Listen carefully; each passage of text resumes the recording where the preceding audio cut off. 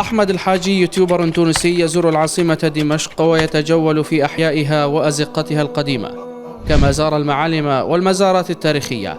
لكن اللافت في زيارته لمقام السيدة رقية ابنة الحسين رضي الله عنهما أن وجوه الزائرين لم تكن سورية، واللطميات والخطابات الطائفية تملأ ساحات المزار. فهذا شيعي من لبنان يجمع العديد من أبناء طائفته حوله يلطمون، وكأن دمشق لم تعد دمشق الأمويين.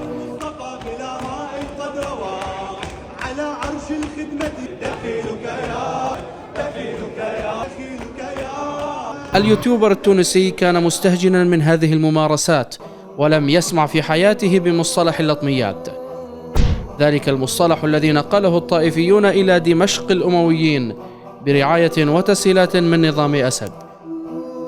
فهل سيأتي يوم نرى الفيحاء محررة من الشيعة المحتلين؟